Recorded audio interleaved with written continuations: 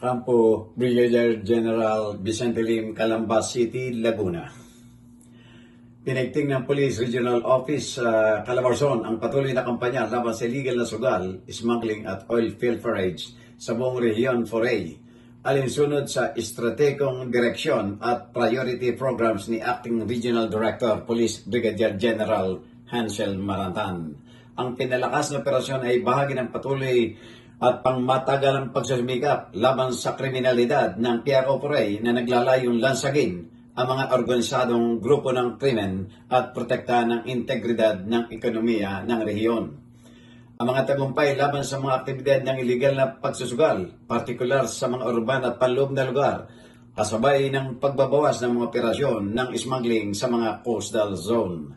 Gayon din, ang pinigting na mga pagsisikap laban sa pagnanakaw ng langis o oil pilferage ay nagresulta sa pagsubaybay at pag-neutralize sa mga illegal na aktibidad ng pagsipsip ng negatibong nakakapekto sa kita ng gobyerno at kaligtasan ng publiko. Ang aming mga operasyon laban sa illegal na pagsugal, smuggling at pagnanakaw ng langis ay magiging walang humpay at magpapatuloy kami ay nakatuon sa pagtiyak na ang mga illegal na aktibidad na ito ay walang lugar sa Calabarzon, dagdag pa ni PBGN Marantan. Ang pinigting na crackdown ay nasang higit na magpapalakas ng deterrence na humihimok sa mga kriminal na elemento na bawasan o itigil ang kanilang mga operasyon dahil sa mas mataas na panganib ng pagkahuli.